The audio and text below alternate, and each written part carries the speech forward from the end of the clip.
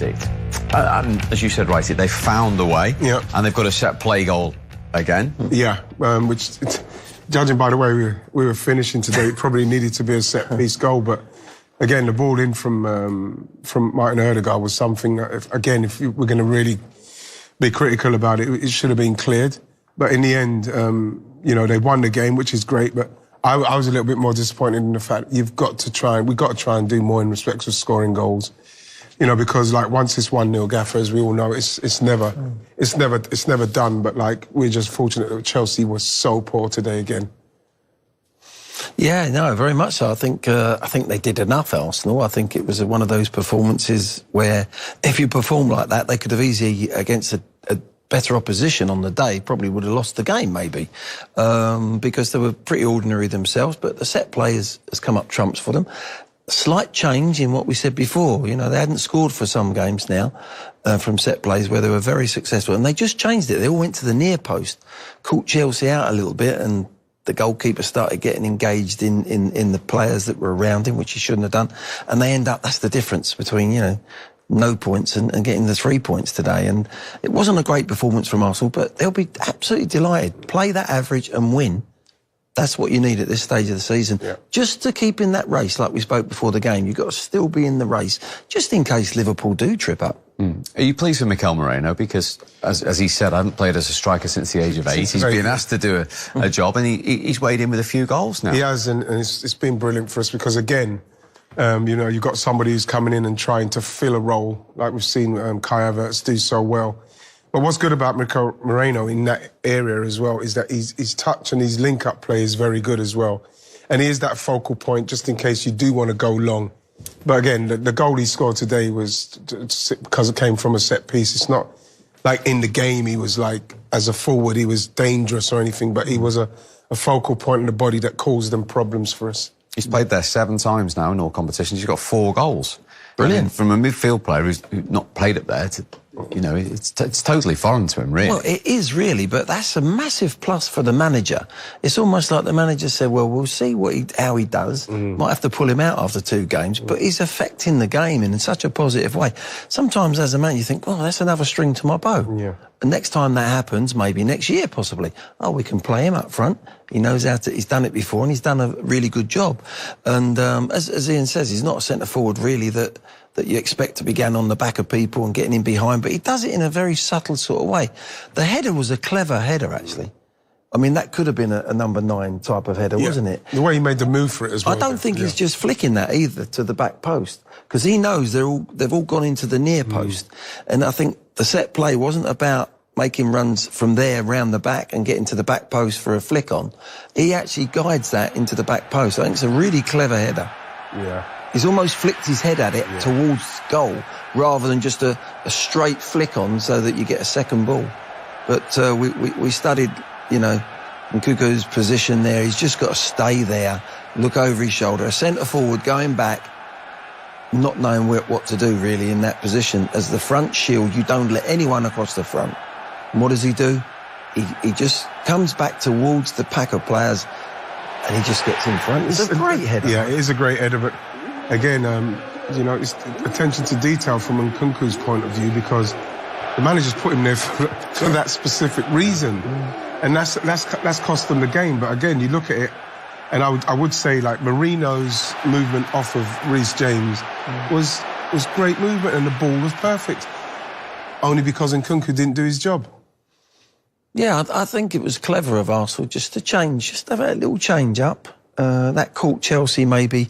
We analysed Sanchez as well, getting involved in the players. Why is he going there? He's getting dragged across to the near post. Yeah. Look, he's pushing someone there. I don't know who's pushing. Should be back on the line there, Gaff. As a goalkeeper, Ian, I'm thankful that there's an in-swing and I've got no one round me. Yeah. So I'm coming away, I'm pulling away from them players. I don't want to get engaged in them. If like you put 3 players around him and it's going to be an in-swing, as a goalkeeper, you're not happy. Where he's thinking, really, I'm standing there thinking, yeah, great, I've got no one here. I'll come and punch that. I'll do whatever I need to do. He actually saves it if he's in the right position. It was strange simply because, like you say, like the gaffer says, if you haven't got the players around you, like you got their player, then your player in front of him trying to mark, it's brilliant for you. And if you look where he is, he's got so much space here. But he's gone over there to push. You think to yourself, no, just come back here, because from where Moreno would have headed that, he probably would have caught it. Because it's such poor goalkeeping at this level. It's not good enough. Also, Ian, no one does it. No one does it anymore. But you put a player on the back post, he clears it. Yeah. There's so many goals going the back post, and you think, why don't you just put one player there? You're defending your goal against the goalkeeper. Against the goal. Might as well do it. You could do it. Look. Yeah. You got Neto, who could have picked up number 6. I know it's Gabriel, but if you've got somebody at the back, you should say, if you find yourself here, anyone, and the ball comes in, down the back post, just as insurance. So from where you can see the player at the back there, whoever it was, there he is, number 4. Is that number 4? Number 6. Whoever number 6 there, should have just backed off onto the back. Yeah, Levi Colwell. Colwell should have just go on the back post. That's natural as a defender. Once the ball's coming in, for you to just naturally go towards the goal so you can stop that from going in. A lot of mistakes there. Yeah. Catalogue by the sounds of it, from Chelsea's point of view. Yeah, they'll analyse that. I was watching, because I was watching the next corner, and then Cuckoo goes in a better position, still square on, not on the half turn, which he should have been, and it was a poor ball in, though, but he clears it. Because he was in the right position in the front shield. No one gets across the front of you on that front shield. And if they're going to beat you, they've got to beat you over your head. So it's not a whipped-in ball. It's more sort of a floaty ball. Gives the keeper a chance, gives you a chance defensively. That's why you put a front shield in there. So he did the job a little bit better second half a couple of times, but it was really the delivery that was poor, rather than him actually being really switched on, looking at it at half time, someone showing him and saying, you've got to be on the half turn. You've got to see where runners are coming from. If you're square on looking at the taker, you don't know what's going on behind you. And, they've got to put that right. If you put an attacker back there, he's got to do the job. Yeah. He's got to become a defender for that corner. Because like you said, and rightly says, which is a really good point, is even with the goal, if you look where Mikel Merino headed it from, he actually was bending down to head it. So it's not like we're talking about a ball that's coming. If you watch when he comes in, and Nkunku if he just goes to his left, he heads that back out for another corner or whatever it is. Because when you watch how low this ball is, by the time it comes into Merino, once they play it on, here we go. Right, look how low, he doesn't have to jump, look. He's actually bending down to get it. So it's an easy one to actually clear. Just looking at that again, I think Merino looks to go on the back of Nkunku, and he sees Nkunku just backing off, and then decides at the last second, just nip in front. I think he saw a gap there, went for that gap, and then at the last minute, he just nips in front. Yeah. And that's the timing of the ball delivering. Look, let's have a look from this angle. We'll see it. He's having those little 50-50 back. Look, he runs it, space, he's going in behind, bang. Then he goes in front, because that space is there. Great movement right all of a sudden, Really good movement right at the depth there for him. Yeah. All because Nkunku's in the wrong position. Yeah. But that's instinct that you were saying that perhaps until he was put up there, we didn't know that he had. Well, the thing is, what we've seen is that he's a very intelligent player, because even when you do watch him, when he's linking up the plays, the way he holds it up, by the time it does get to him, I watched it again when they play PSV, by the time he gets it, he's so composed and knows where he's passing it. That's exactly what Arsenal need in respect of keeping the ball up in that third, is something that we don't do well, because we haven't got a focal point. And he's the one, Kai Havertz isn't that player neither, where he links the play like Al Merino can do it. But Merino can do it in a way where you can get there, because he will hold it and you can come and join him. And then all of a sudden, we're playing a bit further up. And the other players will play to that strength when he's up there, because it's pointless, like you said earlier, trying to play balls in the channels and all that. He's not that type of player. He's not going to be going off the back. It doesn't suit Odegaard, who wants to play that little ball, but it might suit other players that know that he looks like he can protect the ball. And when there's a midfield player, if you had a striker that was always going to protect it, you could make runs. Yeah. And you don't think, is he going to give that? I won't make a run. Because if I go and he loses the ball or it comes off him, they're breaking, and now I'm wasting my energy. I've got to track him back. Ball into the front man, he's holding it up. You think, now I can actually support that play. And it goes to the next level then, and you're on the front foot. So that's important and that's what happens when the new player comes. You have to find that out. They didn't know that.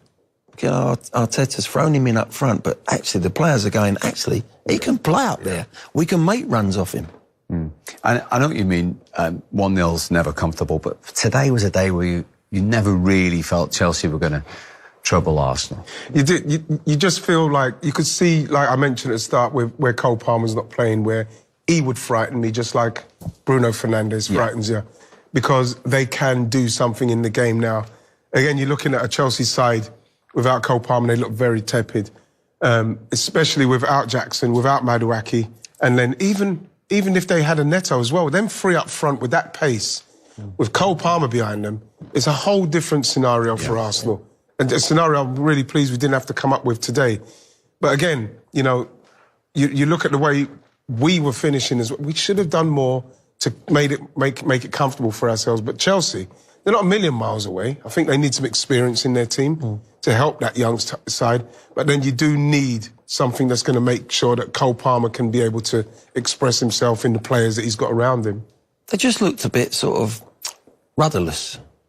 You know, they had no rudder to their game. They had no guidance. They had no feel. You never saw them sort of having a spell in the game where they had a pattern of play and suddenly they took the ball away from Arsenal. Arsenal on the back. No, that never happened once, really. With the lack of experience, particularly in the back positions, you'd have thought Fernandes and Caicedo, those type of players, they've got to get hold of the ball and take the game by we're under the cosh here a little bit. We're not playing well. 1-0. Let's keep the ball. Let's get back in the rhythm of the game a different way. We haven't got Palmer. We haven't got the players that we want up front. They're out, so we've got to slightly play different, and that never really materialised. I was a bit confused with their midfield because I didn't know, because Reece James was in there a lot. So he's probably the 6th. So next to Caicedo, or is he the 6th? And then Enzo Fernandez. So I didn't know how they were going to. Yeah, I didn't know how they were going to try and progress the ball because they haven't got the pace up front.